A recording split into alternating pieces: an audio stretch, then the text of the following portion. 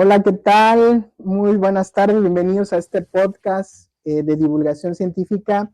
Bueno, pues quiero darle la más cordial bienvenida a la doctora Celia del Palacio Montiel, quien es nuestra invitada de honor el día de hoy en este podcast.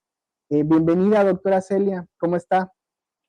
Muy bien, muchísimas gracias. Me da mucho gusto estar aquí con ustedes. Muchas gracias por la invitación, Eduardo. Me da mucho gusto compartir en este espacio que me parece muy divertido. Muchas gracias, doctora Celia. Bueno, antes de que comencemos directamente a dialogar sobre un trabajo de investigación que la doctora Celia del Palacio tuvo a bien compartirme, para leerlo, voy a permitirme, doctora, leer una brevísima semblanza de usted para poder contextualizar a nuestra audiencia de nuestra invitada del día de hoy, que es, pues, por supuesto, muy reconocida. Fíjense usted, la doctora Celia del Palacio Montiel es doctora en Historia por la UNAM, es miembro del Sistema Nacional de Investigadoras e Investigadores Nivel 3 de la Academia Mexicana de Ciencias y del PEN México. Actualmente es coordinadora del Observatorio de Libertad de Expresión y Violencia contra Periodistas de la Universidad de Guadalajara. Fue investigadora y docente del Centro de Estudios de la Cultura y la Comunicación de la Universidad Veracruzana. Y bueno, sus líneas de investigación se centran en la historia de la prensa y la violencia contra periodistas en regiones de México. Es autora de 9 libros y coordinadora y coautora de 16 más, además de numerosos artículos académicos y de divulgación. Y bueno, paralelamente ha desarrollado una obra literaria conformada por 5 novelas históricas y un libro de relatos. Es una brevísima, insisto, semblanza de la doctora Celia del Palacio, porque bueno, si nos demoráramos aquí, tiene un currículum amplísimo, es ampliamente conocida también en el ámbito académico, y bueno, no me quiero detener mucho en este ámbito porque quiero dialogar directamente, doctora, sobre este texto maravilloso que me ha compartido, que me parece que refleja una realidad bastante dura. Y a propósito de ello, no sé si me permita hacer un recuento de algunas cosas que me llamaron particularmente la atención y partimos de ahí, ¿le parece? Claro que sí, adelante. Bueno, en principio de cuentas, un dato duro, contundente, doctora, que usted maneja ahí en el artículo, que me parece muy interesante, este artículo titulado Periodistas de Frontera, utilidad del concepto para entender la violencia contra los periodistas en México. Y a mí me parece bastante impactante esta cifra que de 2000 a 2024 ha habido 167 periodistas asesinados en el país.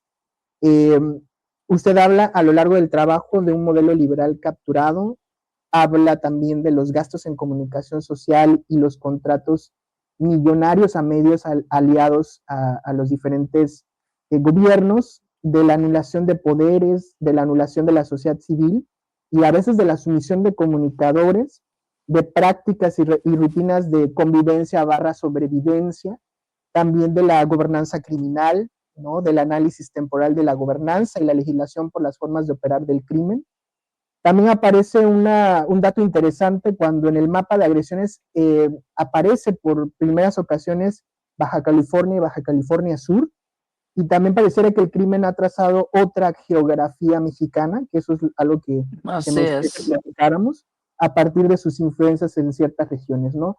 Y bueno, también finalmente la frontera ética del periodista o político. Vamos a entrar, si a usted le parece, por sus consideraciones, cómo entender estos 167 periodistas asesinados en este periodo de tiempo y la poca ausencia Wow. de una protesta en nuestra sociedad mexicana. Bueno, ya para ahorita, eso fue para hasta 2024, del 2000 al 2024. Pero ahora, entrando ya en el 2026, pues ya tenemos una cifra mucho más alta, ya creo que van en 175 periodistas, y pues esto nos hace pensar que justamente estos asesinatos se quedan en números, en una numeralia, y pues ahí vamos sumando y sumando y sumando casos, Y para no ir muy lejos, pues lo que acaba de ocurrir en Veracruz, ¿no? Sí, Con claro. un reportero muy, muy joven, que uno, híjole, es una pena ver que esto siga ocurriendo sin que, pues, a nadie le importe aparentemente, ¿no?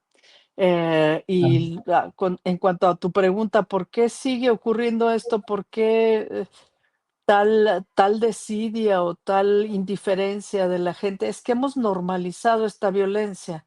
Así como hablamos también de personas desaparecidas, pues son 100,000 y tantos desaparecidos que ya llevamos. Y pues son tantos y es tal la magnitud de este desastre que ya ni siquiera podemos como dimensionar, ¿no? Y nos quedamos como aturdidos por la magnitud de estas violencias.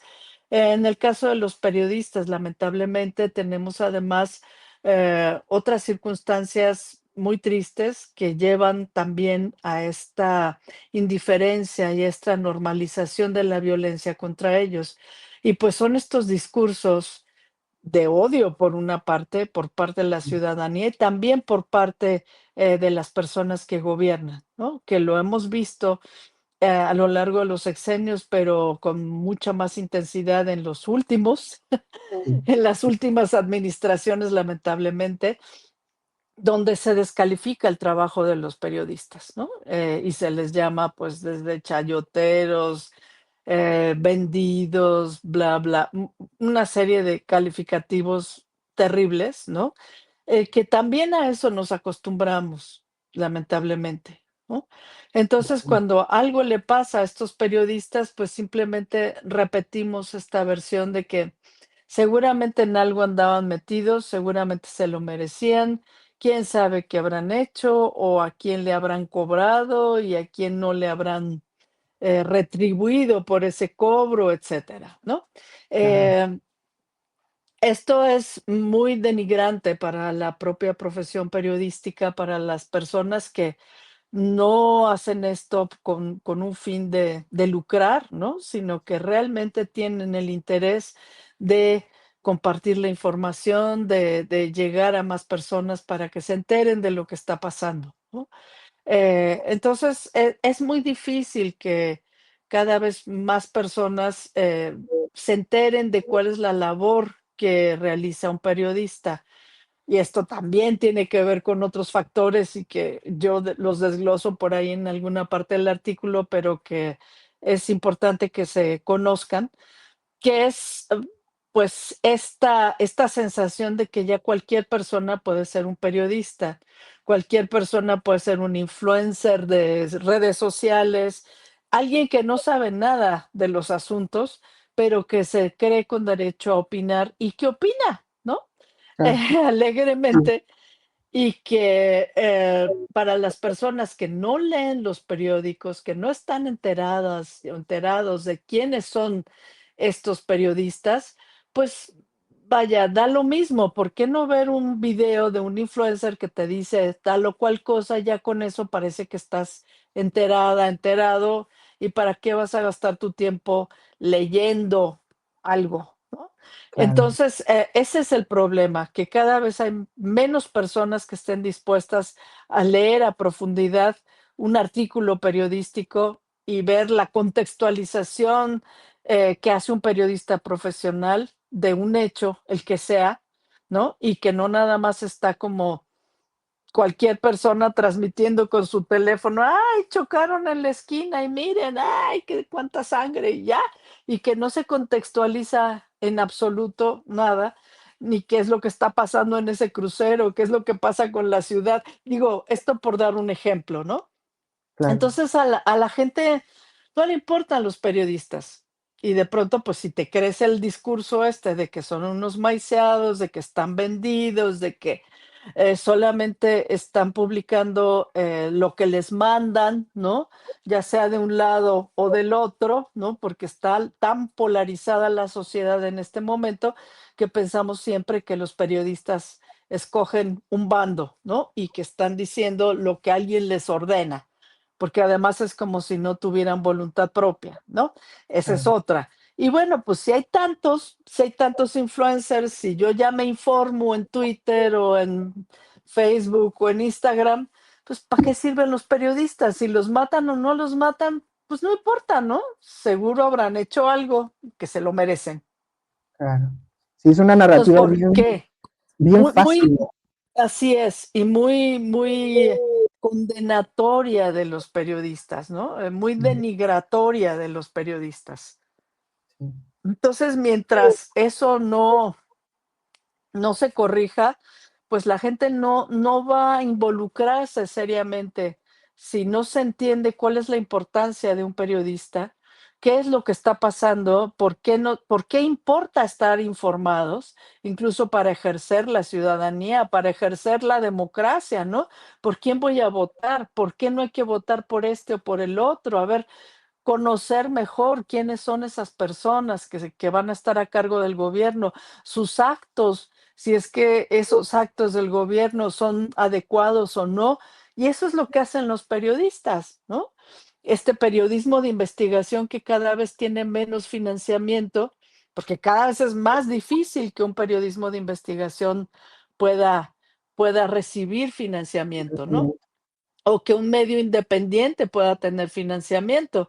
Y en efecto, pues, ¿quién financia al periodismo en general? Pues se supone que el gobierno tendría que financiar, pero sin estar esperando a cambio un tratamiento de la información a favor de esos gobiernos, ¿no? Claro, Sino que fuera totalmente independiente lo que se independiente. dice ahí. Pero eso no ha sucedido, no ha sucedido nunca.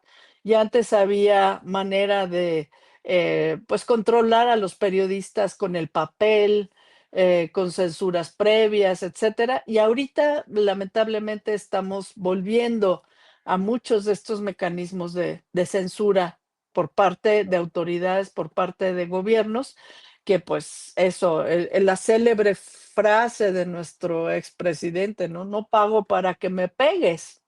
Entonces, si te Sí, estoy pagando, pues no sí, me pegues, ¿no?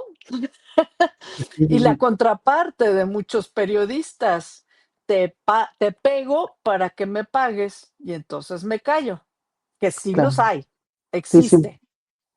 Entonces, bueno, estamos en ese problema con una ciudadanía desentendida y unos periodistas vulnerables, muy vulnerables, por muy diversas razones. Si quieres, lo podemos discutir más adelante, sí, claro.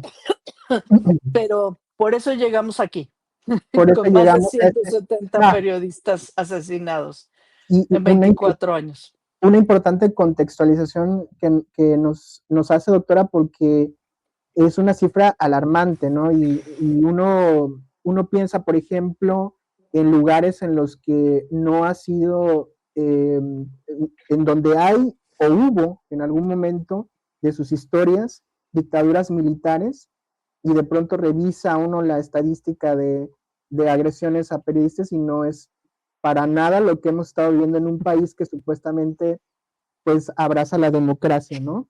Entonces, Ujú, pues es bastante impactante la cifra para empezar. Ya nos actualizaba ahora el dato que al parecer son más ahora porque esta cifra llegaba al corte de 2024 y bueno, ujú. ahora en 2025 la cifra ha sido actualizada.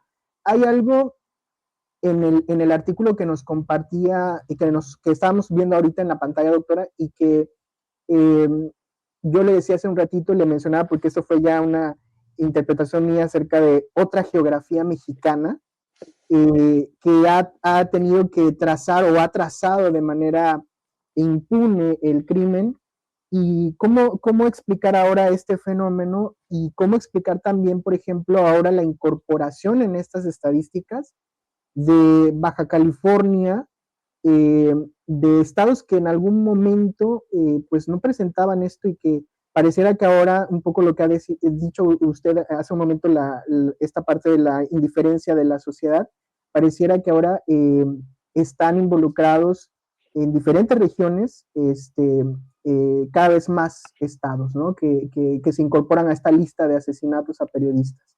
¿Cómo Ujú. entender esta nueva geografía mexicana que ellos han impuesto, ¿no? Así es.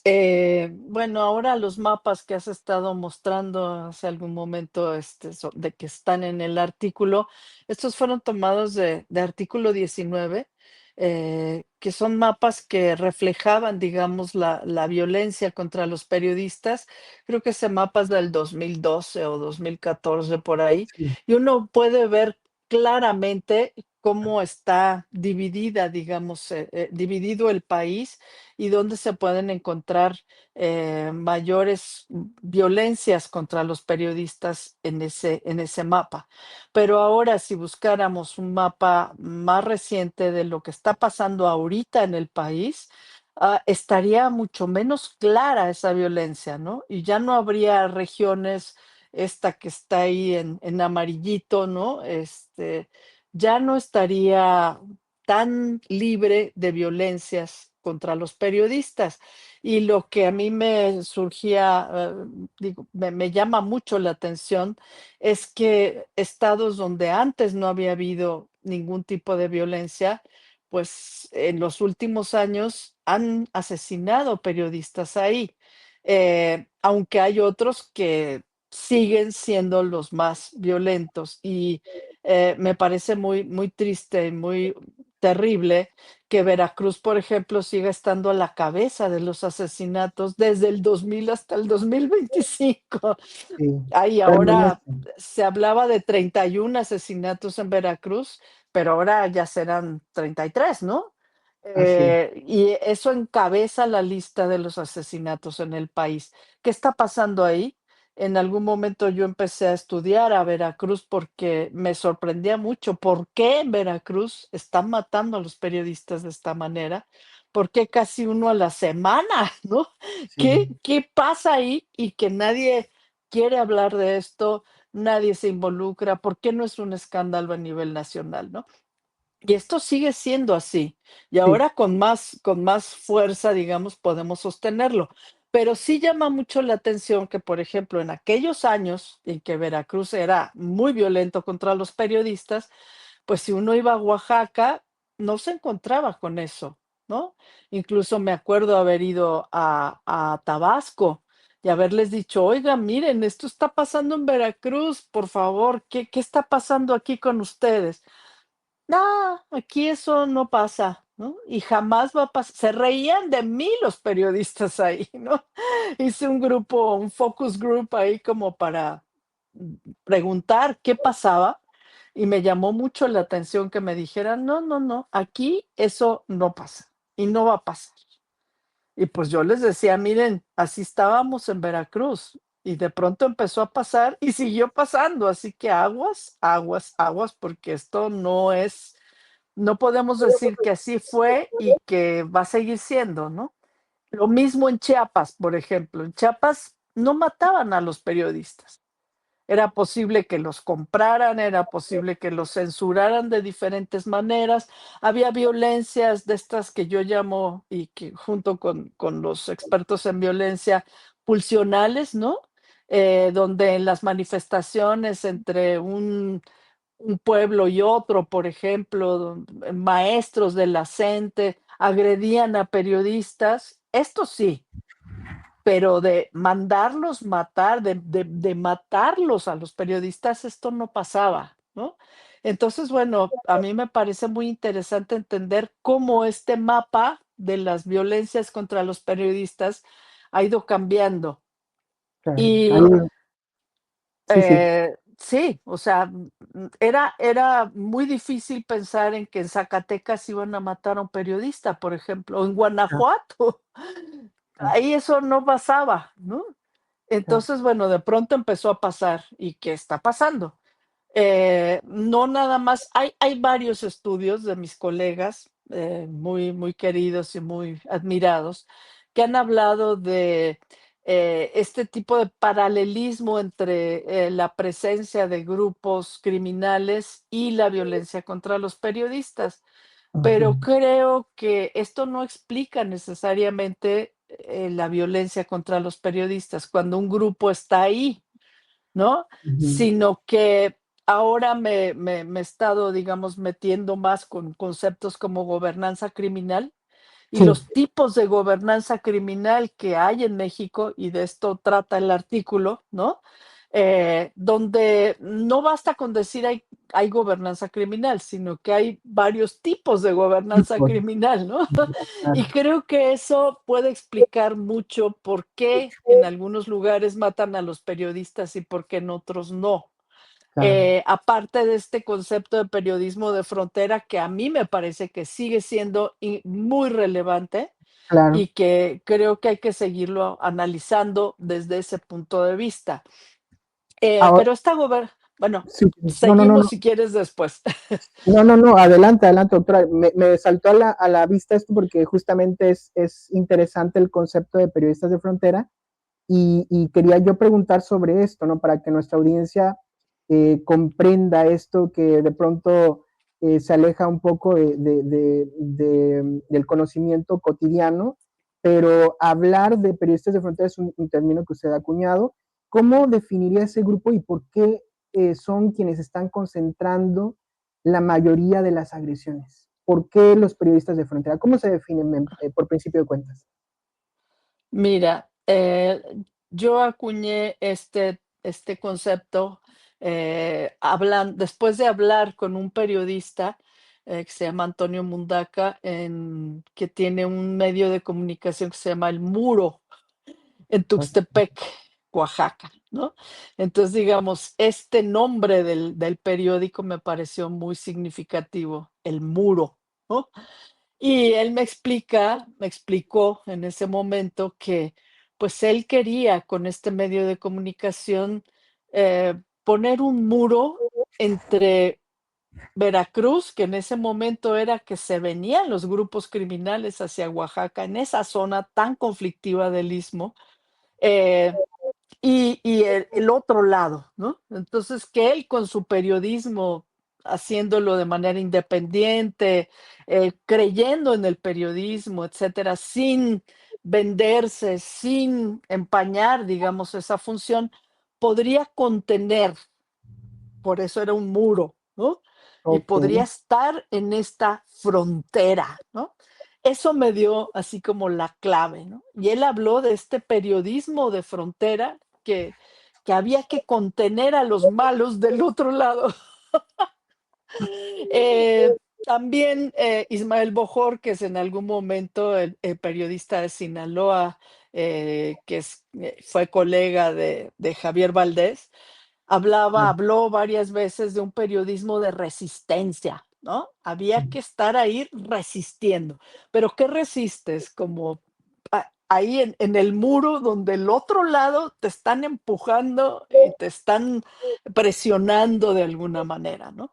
claro, Entonces esto me dio pie para entender estas fronteras, que no tienen mucho que ver con las fronteras entre países, sino más bien estos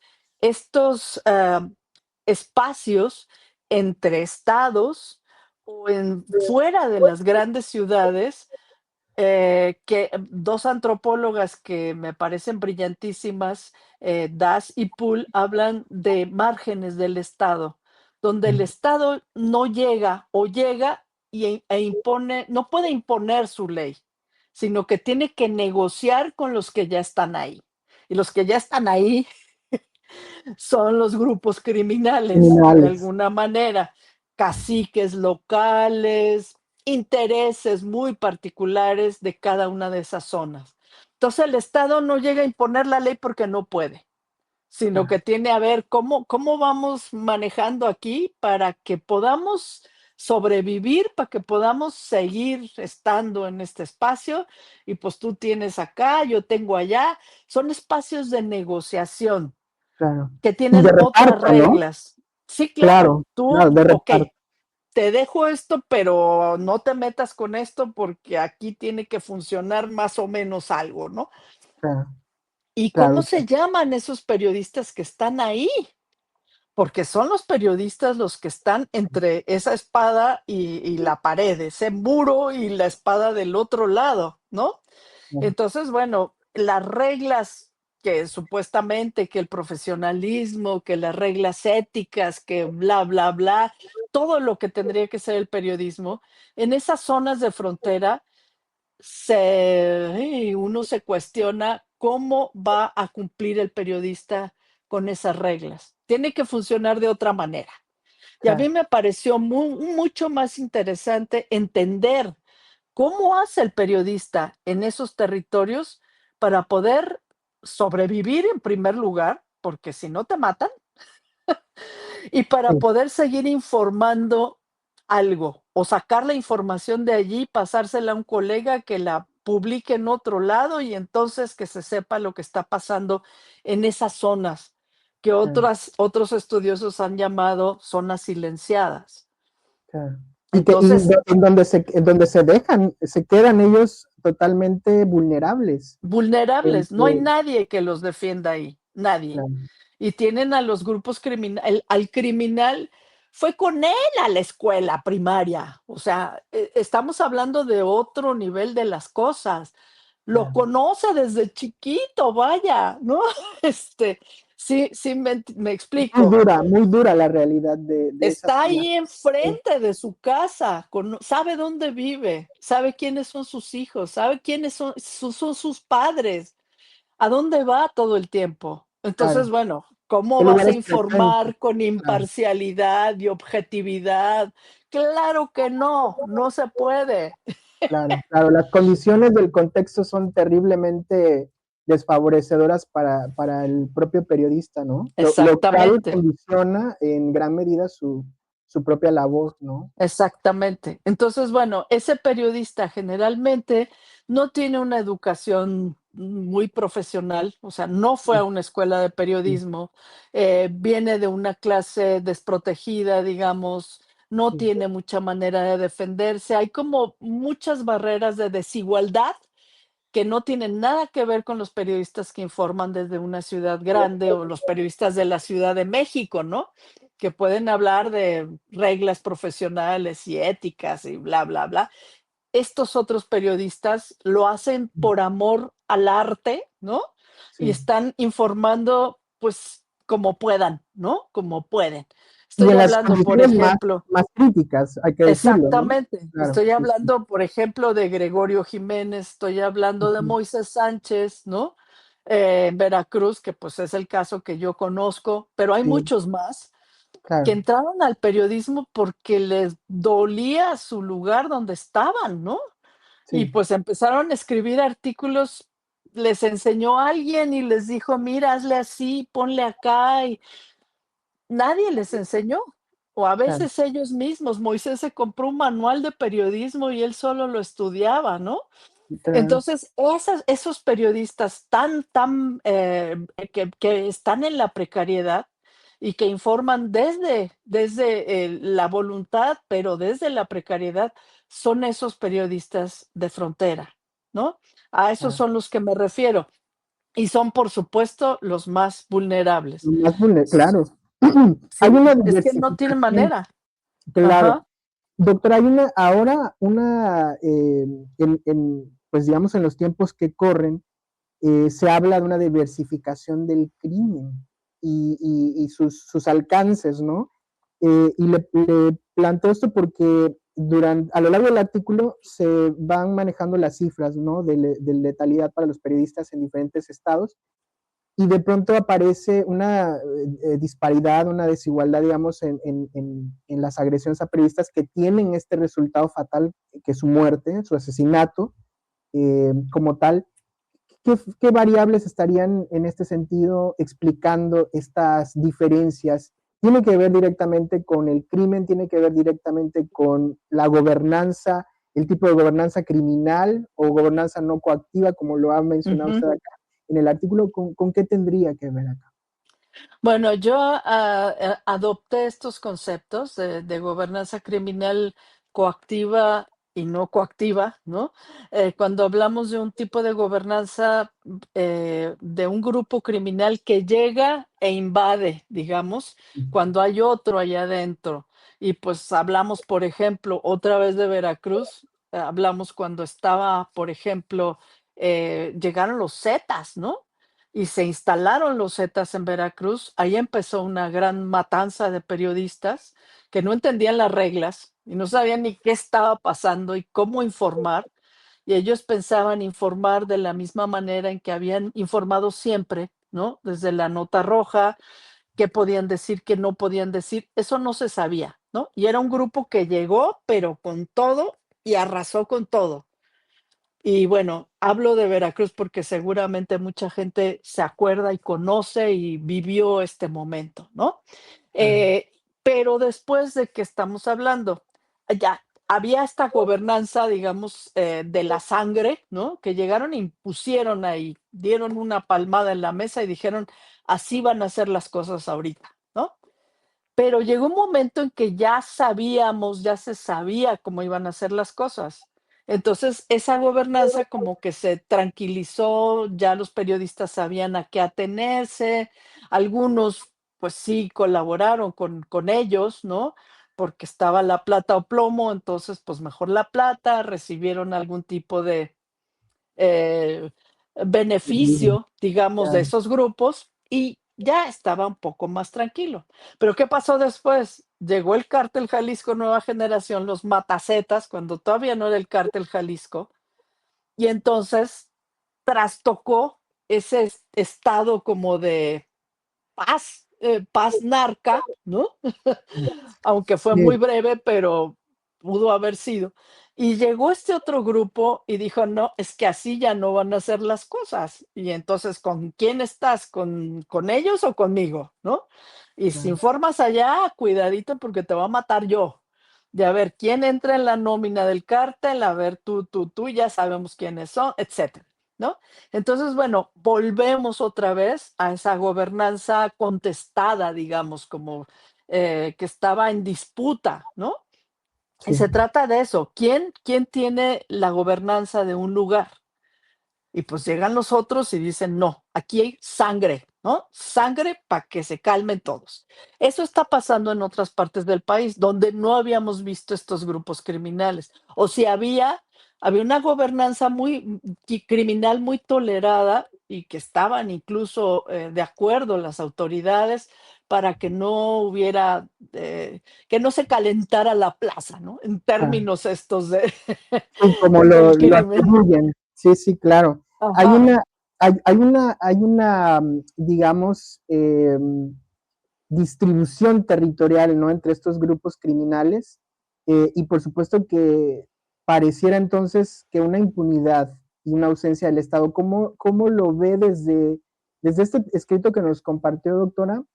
¿Y qué es lo que observa usted ahora en este año recién iniciado año y que empiezan a darse noticias vinculadas a asesinatos de periodistas en nuestro país? ¿Hay ausencia del Estado? ¿Hay impunidad para poder operar estos cárteles, estos grupos delincuenciales? Sí, déjame un poco terminar con el asunto de la gobernanza para decirte que es muy difícil saber, y lo que digo yo es que estas regiones son muy volátiles, ¿no? Hoy puede ser totalmente tranquilo y mañana llegar este otro grupo y tratar de eh, meter al redil a todo el mundo con sangre, ¿no? Entonces, Claro, una región que era muy pacífica puede no serlo mañana. mañana, claro. Entonces, todos estos mapas que yo pongo ahí, pues son casi fotografías de un instante, que mañana ya no pueden ser válidas, a lo mejor, ¿no? Claro. Esto pasaba en Sinaloa, por ejemplo, con este cártel, pues el cártel de Sinaloa, los Chapos, etcétera. Una tranquilidad, excepto algunas excepciones muy notables como la de Javier Valdés.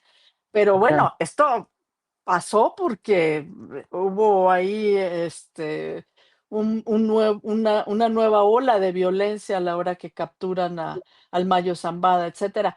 Lo curioso de eso es que no ha matado a los periodistas. Los han, a lo mejor, amenazado y, ¿qué vas a decir? ¿Cómo vas a decir? Pero no han matado a periodistas ahí, a pesar de la enorme violencia que se despertó ahí. Entonces, digamos, esos son datos como que habría que Sí, seguir investigando. de Ahora llamar la bien, atención. Sí, sí. sí, entonces lo que yo quiero decir es que no está nada dicho y lo que ahora aparece en esas regiones que funcionan de esa manera, mañana podrían no funcionar, ¿eh? Ah, Este, sí, todo es muy volátil, muy claro. volátil. Justo por la Entonces, bueno, diversificación, ¿no? Del crimen y sus formas de operar también. exactamente. Y pues Ujú. no sabemos, como que esa violencia, por una parte, sí es resultante de los grupos criminales, de la actividad de los grupos criminales que quieren que se informe o no se informe, etcétera. Pero lo más grave es cuando esos grupos criminales, no les podemos encontrar una frontera, hablando de fronteras, muy clara entre autoridades y grupos criminales, ¿no? Ahí es donde, híjole, es mucho más difícil de saber qué es lo que va a pasar. Eh, y tenemos que, para hablar de las autoridades o omisión de las autoridades, etcétera, pues sí, hay mecanismos de protección para los periodistas que no son suficientes ni a nivel estatal ni a nivel federal, por más que se haya intentado hacer alguna cosa, que no se ha intentado mucho porque le rebajaron el presupuesto al mecanismo de protección a periodistas. Y entonces, bueno, los mismos periodistas se quejan mucho de que no hay manera de que realmente puedan protegerlos a través de estos mecanismos. Pero por otro lado, ¿qué haces cuando son las mismas autoridades las que pueden estar detrás de lo que ocurre con los periodistas, ¿no? Y pues todas estas acusaciones, que han llevado a la censura de voces importantes, de voces, muy, muy, influyentes a nivel nacional, eh, a través de los juicios legales, ¿no? Intentando con los juicios legales callar a los periodistas. Esto se aúna a esa violencia. Entonces, ya no estamos hablando de los grupos criminales. Estamos hablando de actores políticos en diversos niveles que están o cometiendo algún tipo de ilícito o directamente vinculados con algún grupo criminal, de lo que sea, ¿eh? Y hablo de drogas, huachicol, lo que sea. Entonces, Claro, bueno, ahí los periodistas quedan todavía más vulnerables. Y si estos periodistas tan visibles a nivel nacional como Héctor de Mauleón y demás son víctimas de este tipo de ataques, ¿te imaginas qué tan vulnerables sean los periodistas estos locales que no saben ni con quién se están metiendo, no saben hasta dónde tienen que hablar o no hablar, ¿no? Eh, y que nadie los para, o sea, nadie les dice: "Oye, espérate, corrobora bien los datos antes de publicar esto, piensa bien". Eh, entonces, bueno, tienen sus pequeños portales de Facebook, sus páginas, que ellos mismos administran, sus portales digitales, que no tienen freno, digamos, ¿no? Entonces, bueno, por claro, ganar la nota, por decir: fulanito, no sé qué, de pronto se meten en unas honduras espantosas que los llevan a que en efecto sean silenciados por algún actor, alguna actriz de la claro. política, sobre todo local e incluso estatal, ¿no? Entonces, creo que es un panorama sumamente complejo, que no podemos decir que simplemente es el crimen, sino que son muchos factores los que se reúnen ahí para abonar a esta creciente vulnerabilidad de los periodistas. Claro, y su estado de indefensión y también sus procesos de formación, ¿no? Eso me llamó mucho la atención de lo que comentaba hace un ratito sobre el periodista con el que ejemplificó su formación, ¿no? A través de un manual y que de pronto, bueno, es una necesidad también en este gremio periodístico de el poder actualizarse también para, pues, enfrentar la labor de una manera menos riesgosa también, ¿no? Hay una parte Así del es, texto que nos compartió doctora, donde se analiza también justamente las prácticas y las rutinas de convivencia y de sobrevivencia entre ellos. ¿Qué nos podría decir a propósito de esto y sobre todo en el entendido que usted ha tenido la oportunidad de platicar con periodistas de diferentes partes del país y, y qué le han reportado a propósito de esas prácticas y de esas formas de actuación? Porque Me parece que son eh, instancias a las que seguramente tendrán que recurrir para poder Sí. estar alertas, para poder quizá proteger sus propias integridades, su propia integridad física. También hoy estamos inaugurando también esta etapa del propio daño moral que algunos actores alegan ahora Ay, sí. a los periodistas. Entonces, ¿qué le han contado a propósito de ello, doctora? Estas entrevistas y toda esta investigación se hizo hace un par de años, entonces habría que irle actualizando Actualizando, claro. con toda esta violencia judicial que han sufrido periodistas, activistas y hasta personas, que no tienen nada que ver con el periodismo, como en el caso de Carla Estrella en Sonora, por ejemplo, amas de casa que se atreven a criticar o a reírse o a lo que sea. Hay que ir actualizando estas violencias porque son realmente muy fuertes, ¿no? Pero lo que creo que, lo que me han dicho los periodistas y lo que yo descubrí en esta investigación es que no solamente se trata de hacer redes cada vez más sólidas de periodistas a nivel nacional e incluso internacional, porque muchas veces son justamente estas organizaciones internacionales las que pueden visibilizar lo que pasa, ¿no? Ujú, Es claro, Artículo 19, Reporteros Sin Fronteras, es el CPJ, la Comisión para la Protección de Periodistas. Entonces, a nivel internacional, si esto se saca fuera del país, se saca fuera de una localidad o de un estado, es un poco más difícil que estos actores locales sigan atacando a los periodistas, porque ya entonces te haces un escándalo a nivel internacional, vaya, ¿no? claro. Entonces, ellos han aprendido este tipo de estrategias para defenderse y sobre todo estrategias horizontales que yo les llamo ahí, ¿no? Sí, Tomando en correcto. cuenta toda esta metodología horizontal, ¿no? Donde son entre los propios periodistas, son los que se han protegido de la mejor manera. Estas redes de periodistas que se han creado desde hace muchos años, por ahí del 2011, por ahí hay varias investigaciones al respecto que están en la bibliografía, donde las redes de periodistas son las que están protegiendo a estos actores, a estos comunicadores locales. Y entonces, bueno, ellos han aprendido que le hablas a, periodistas de a pie o a Claro, eso, Artículo 19 y demás, y bueno, está pasando esto, por favor, ¿no?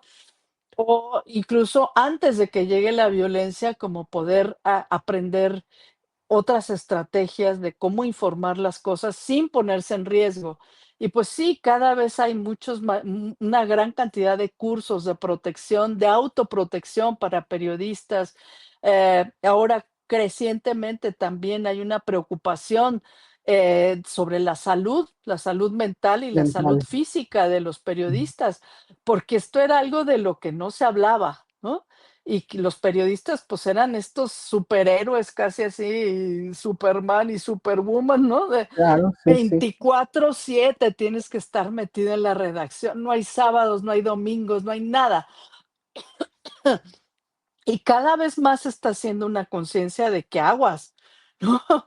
Te tienes que proteger tú, tienes que tomar medidas para no involucrarte tanto, para salirte de esto, para que no te afecte o te afecte lo menos posible emocionalmente, ¿no?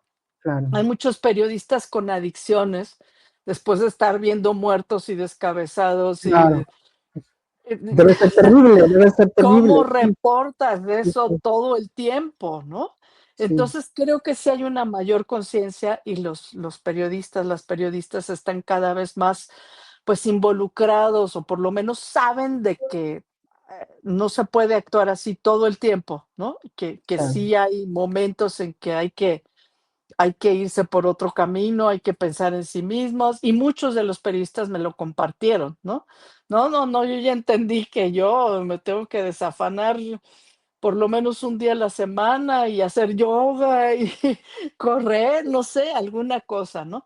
Esto claro. por una parte, y por la otra aprender a compartir en grupos, que es lo que se ha estado haciendo mucho. estos periodistas de investigación que se reúnen en un grupo y publican simultáneamente una noticia muy fuerte, una noticia que puede ser potencialmente peligrosísima para uno en particular. Entonces la publican en muchos medios, ¿no? Nacionales e internacionales. internacionales, Entonces, a ver quién se mete con toda esa red de periodistas, ¿no? claro. Es Es mucho una más difícil. estrategia, claro, Es una estrategia. sí, es una estrategia totalmente para poder enfrentar esa violencia que está viviendo en países como el de nosotros, en Ujú, donde pocas son las garantías que tienen estos profesionales y también no profesionales, gente que se ha formado de manera empírica y que ha tenido la oportunidad de formarse como periodista en la calle, ¿no? ujú, Tratando ujú. de informar lo que sucede en sus comunidades, aunque a veces esto haya llevado a que Así los es. o las asesinen, ¿no? Así Doctora, es. Y bueno, sí, que se hayan formado empíricamente, no quiero hacer ningún tipo de juicio, ¿eh? O sea, sí, justamente a eso voy. Estos periodistas que trabajan en condiciones tan difíciles, yo sí, no quiero juzgarlos y no quiero decir que si saben o no saben, o si son más profesionales, o o cuánto les no, falta pa claro, o no. sí, Por supuesto que no, y esto lo he lo sostenido en todos los artículos que he publicado sobre este tema. viene, Al bien ahí, contrario, quiero entender cómo le hacen en ese contexto tan claro, difícil, ¿no? claro, Y pues ellos mismos también están aprendiendo a que tienen que corroborar la información, que a veces no tienen que sacar la nota ese día, que más vale que se esperen 3 o 4 días hasta que tengan todas las fuentes, todos los hilos, etcétera. Pero eso lamentablemente lo han aprendido de la manera más difícil y eso es muy triste. sí, sí, de la manera más difícil porque se arriesga todo, incluso la propia vida ahí, ¿no? Así Doctora, es. habla usted de un análisis temporal de la gobernanza y la legislación por las formas de operar del crimen. O sea, que todo esto es como transitorio o, digamos, como versión beta, dijeran los informáticos, que en algún punto tiene que cambiar dependiendo de quiénes estén o lleguen al poder, cómo se esté legislando y cómo se interrelacionen también con las y los periodistas, ¿no? Eh, Así de, es. de esto, ¿qué podríamos comentarle a la audiencia? Pues como te decía hace un momento, este artículo y en particular, pues este diagnóstico de las zonas de gobernanza criminal, cómo han variado, es solamente una fotografía de este momento, Una pero que foto, no se puede tomar en cuenta para el futuro y que esto puede cambiar en cualquier momento. Y lo estamos viendo cambiar muy rápidamente, muy ¿no? rápido, es cierto. Sí, y bueno, ahí también hablo, por ejemplo, de la construcción del tren transísmico, ¿no? Sí, Eh, este tipo de coyunturas que han llevado a que hayan matado a varios activistas, pero también a varios periodistas de esta zona del Istmo en Oaxaca, para que se callen sobre lo que está pasando en esa región, ¿no? Entonces, claro. bueno, esto no pasaba antes, porque no estaban esas circunstancias ahí. Entonces, a eso me refiero, como que nada es estable, puede Sí, cambiar muy rápido según la circunstancia. Y por supuesto, la violencia contra los periodistas no es independiente de la violencia que sufre la gente en general, pues los sí, activistas, hay muchísimos activistas asesinados por cuestiones de territorio, por cuestiones eh, de construcciones diversas, de, empresarios, constructores, etcétera, que, pues, también, los activistas han sido asesinados y, pues, los periodistas que han intentado visibilizar esta situación. Entonces, pues, no nada más son los periodistas, es un cuadro de de violencia, violencia. en Ujú. general, ¿no? Que tenemos que atender antes de hablar de los propios periodistas que tienen, pues, sus propias características también y se mueven en estos contextos. Claro, muy bien, doctora, muchas gracias. Hay una parte de hacia el final del artículo en donde usted habla sobre esta frontera ética entre periodista o político, ¿no? De pronto pareciera que se desdibuja en algunas circunstancias y también dependiendo, evidentemente, las características del contexto en donde están informando a estos periodistas. ¿Cómo poder, cómo lo han visibilizado primero y cómo lo han analizado los propios periodistas, si son conscientes o no de ello y de que esta frontera de pronto se desdibuja muchísimo cuando eh, entra una nueva administración, sale la otra, entra una nueva y así se van como digamos rotando dependiendo de las circunstancias políticas también de sus Así regiones? es. Y bueno, una vez más, no es un juicio lo que estoy haciendo ahí, simplemente es como una descripción de lo que ocurre y como una característica que hace más vulnerables a estos periodistas, ¿no? Claro, Porque vemos que algunos de estos periodistas que han sido asesinados también han tenido o tienen algún cargo dentro de la comunicación de un gobierno, ya sea claro, local o estatal o alguna cosa. Son parte de la comunicación social del presidente municipal o de bla, bla. Y pues esto, para ellos no significa, como un obstáculo, digamos, ¿no? Bueno, pues me ofrecen este trabajo, gano bien ahí, estoy ejerciendo el periodismo de alguna manera y pues, ¿por qué no hacerlo, no? Lo cual es muy válido siempre y cuando, se vea esta frontera, ¿no? Pero ellos a veces conservan sus medios, conservan sus columnas, conservan eh, su manera de influir en otros medios y, pues, hasta dónde es propaganda para la persona que le paga y hasta dónde no, ¿no? Entonces, creo que esa frontera ética es muy porosa y que los periodistas, sobre todo en los ámbitos locales, no han visto que hay un peligro ahí, que en claro. realidad se ponen en riesgo Hay un por riesgo, hacer sí, este tipo de cosas. Sí, entonces claro. ya no sabes, ¿no? Hay mucha gente, varios de los periodistas que han sido asesinados, pues dicen, no fue por su ejercicio periodístico, era porque era el encargado de comunicación del alcalde que encontramos que tiene vínculos con bla, bla, bla, bla, bla, bla. Entonces, bueno, ¿por qué lo mataron? Quién sabe, ¿no? Pero es ponerse en riesgo, no sabemos por cuál lado se están poniendo en Claro. riesgo, ¿no? Se complejiza en determinada manera el determinar por qué motivo, ¿no? Al final de Así cuentas, es, al tener tantas conexiones, redes, vínculos, etcétera, con otros, que también son actores a veces del mismo contexto local, ¿no? Actores sin duda, políticos, quiero sí. decir. Es cierto. Ujú. Bien. Doctora, qué placer, qué gusto estar conversando con usted. Bien interesante el artículo que nos compartió para poder analizarlo ahora aquí para nuestra audiencia, para públicos más amplios, también para que se enteren de las investigaciones, que se socialice este contenido, que va respaldado evidentemente por todo un trabajo de investigación que se ha venido desarrollando, en este caso por usted, y que de pronto a veces hace falta un poco socializarlo esto en estos espacios que también se convierten en cajas de resonancia que no necesariamente de discursos que pueden abonarle al debate, ¿no? Sino más bien a veces de contenido que por ahí puede llegar a polarizar a la sociedad, puede llegar pero a polarizarla sin datos contundentes, reales o que puedan Así estar es. apegados a ciertas realidades, ¿no? Entonces, bueno, mi última pregunta para usted sería el escenario actual. Ya pasando del artículo que le hemos dedicado el podcast, el escenario actual, ¿cómo lo mira? Porque, bueno, digamos que en términos generales estamos viendo también actualmente, pues no solamente una censura, como bien lo decía usted hace ratito, de parte de actores del crimen, de parte de políticos, estamos viendo también autocensura y también censura a partir de procurar no dañar, digamos, como la imagen de algunas personalidades que hoy se manejan en el ámbito de lo público y de lo político.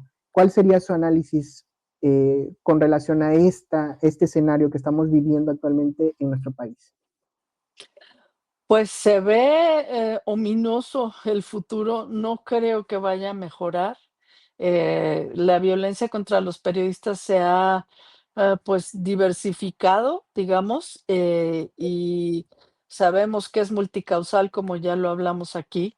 No podemos decir que un solo actor, como el crimen organizado, o un solo actor, como los actores políticos, pueda estar detrás de estas violencias, sino que son muchos. Pero lo que ahora llama muchísimo la atención es esta fuerte persecución judicial que no se había visto antes. Sí, Entonces, vemos casos en muchos estados de la República y esto me parece muy preocupante porque la gente ya no quiere hablar. Esto lleva forzosamente a la autocensura. Y en casos como el de Campeche o en otros, a la censura previa directamente con algunos de los periodistas. Entonces, bueno, eso es muy alarmante. ¿Qué podemos esperar de una cosa así en el 25? Yo no veo nada, nada muy favorable. Hay que estar muy atentos y seguir, pues, vigilando este entorno y, por supuesto, apoyando al periodismo independiente, al periodismo crítico. Y si está en sus posibilidades, pues apoyar incluso económicamente a esos periódicos independientes, periodismo de investigación, que pues a veces no tienen muchas maneras de sobrevivir, a menos que sea con un apoyo de la propia ciudadanía. Y es la mejor manera de mantener este periodismo crítico, libre, independiente. claro que sí. Bien, gracias, doctora. Y fíjese, usted con este comentario con el que cierra, a mí me da la pauta para abrir otra conversación, pero no quiero abusar de su tiempo, porque la verdad está muy interesante el tema. Digo, a mí me surge aquí la interrogante, a ver qué, digamos, nivel de involucramiento debiera existir en un país como el de nosotros, con las características como las que tiene México, en términos de la sociedad civil, para también hacerse responsables de las y los periodistas y un poco diversificar los ingresos también de estos medios de comunicación que están funcionando para justamente llevar información crítica a la ciudadanía sobre lo que está ocurriendo. Digo, es un tema que da para poder abordarlo en un episodio más, Sin y por lo duda. cual me gustaría dejar abierta la posibilidad de que en otro momento pudiera volver con nosotros aquí al podcast para platicar ya sea de este tema o de otro artículo que quisiera compartirnos en un caballito de ciencia. ¿Qué le parece, doctora? Claro que sí, con mucho gusto. Y pues mientras tanto decir que, por supuesto, es un compromiso de cada una y cada uno de nosotros leer periodismo, seguir a ciertos periodistas, alfabetización mediática, que es fundamental incluso para los jóvenes en Claro, preparatoria, en todas las carreras, que entiendan qué es el periodismo, qué es un buen periodismo, qué es un periodismo profesional y que apoyen a los periodistas, que apoyemos a los periodistas que están haciendo bien su trabajo. claro, claro que sí, doctora. Pues infinitas gracias por haber estado con nosotros en este podcast. La verdad que, como le decía, ha sido un placer poder escucharla. Yo sé que tiene la agenda súper apretada. Antes de este encuentro tenía usted una reunión. Ya no le va a quitar más el tiempo, pero muchas gracias. Gracias porque sirve esto para también visibilizar su trabajo, visibilizar la temática que nos convocó hoy.